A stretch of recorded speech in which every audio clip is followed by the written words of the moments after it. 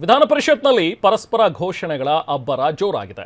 ರಾಹುಲ್ ಗಾಂಧಿ ಜೇಬಿಗೆ ಹಣ ಹೋಗಿದೆ ಅಂತ ಹೇಳಿ ಬಿಜೆಪಿ ಘೋಷಣೆಗಳ ಮೇಲೆ ಘೋಷಣೆಗಳನ್ನು ಕೂಗ್ತಲೇ ಇದೆ. ತನ್ನ ಆಕ್ರೋಶವನ್ನು ವ್ಯಕ್ತಪಡಿಸಿದೆ.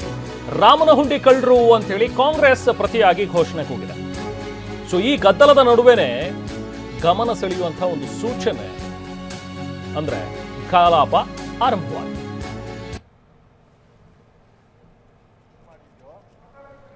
ವಿಧಾನ ಪರಿಷತ್ನಲ್ಲಿ ಪರಸ್ಪರ ಘೋಷಣೆಗಳ ಅಬ್ಬರ ಇವತ್ತು ಜೋರಾಗಿತ್ತು.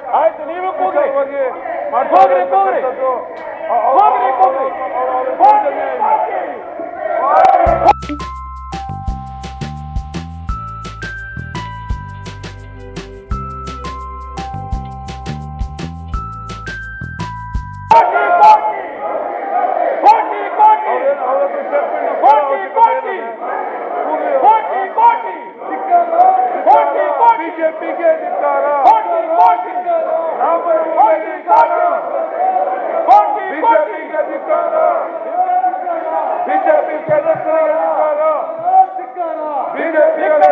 ಧಿಕ್ಕಾರ, ರಾಮನ ಹುಂಡಿ ಕಳ್ಳರಿಗೆ ಧಿಕ್ಕಾರ, ರಾಮನ ಹುಂಡಿ ಕಳ್ಳರಿಗೆ ಧಿಕ್ಕಾರ, ರಾಮನ ಹುಂಡಿ ಕಳ್ಳರಿಗೆ ಧಿಕ್ಕಾರ,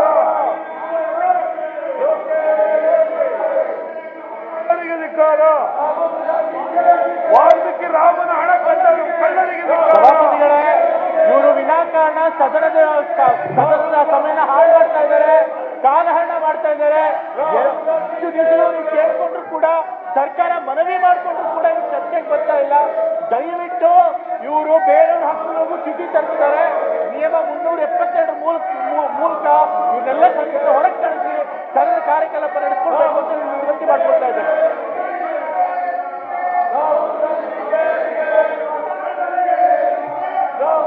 ರಾಮನ ಹುಂಡಿ ಕಳ್ಳವೇ,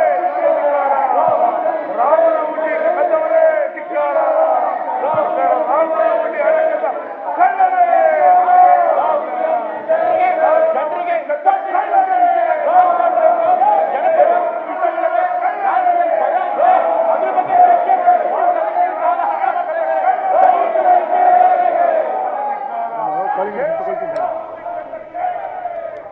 ಸೊ ವಿಧಾನ ಪರಿಷತ್ನಲ್ಲಿ ಪರಸ್ಪರ ಘೋಷಣೆಗಳ ಒಂದು ಅಬ್ಬರ ಇವತ್ತು ಜೋರಾಗಿತ್ತು. ಒಂದ್ ಕಡೆಯಿಂದ ಬಿಜೆಪಿಯ ಸದಸ್ಯರು ಘೋಷಣೆಗಳನ್ನು ಕೂಗಿದ್ರು. ರಾಹುಲ್ ಗಾಂಧಿ ಜೇಬಿಗೆ ಹಣ ಹೋಗಿದೆ ಅಂತೇಳಿ. ಅಂದ್ರೆ ಏನು ಒಂದು ಹಗರಣಗಳು ನಡೀತು. ಅದೇ ಒಂದು ಹಗರಣದಲ್ಲಿ ರಾಜೀನಾಮೆ ಕೊಟ್ಟಂತಹ ನಾಗೇಂದ್ರ ಭಟ್ ಮತ್ತೆ ಈಗ ಅವರನ್ನ ಸೇರಿಸ್ಕೊಂಡಿದ್ದಾರೆ. ಅವರನ್ನ ವಜಾ ಮಾಡಬೇಕು ಸಂಪುಟದಿಂದ, ಅಥವಾ ಅವರು ರಾಜೀನಾಮೆ ಕೊಡಬೇಕು ಅನ್ನುವಂಥ ಒಂದು ಒತ್ತಡ ಏನಿತ್ತಲ್ಲ ಬಿಜೆಪಿ, ಅದೇ ಒತ್ತಡವನ್ನು ಇಲ್ಲೂ ಕೂಡ ಇವತ್ತು ಮುಂದುವರಿಸಿತ್ತು. ಇಲ್ಲಿಂದ ಕದ್ದಿರುವಂತಹ ಹಣ ಎಲ್ಲ ರಾಹುಲ್ ಗಾಂಧಿ ಜೇಬಿಗೆ ಹೋಗಿದೆ ಅಂತ ಹೇಳಿ ಘೋಷಣೆ ಕೂಗಿದ್ರು.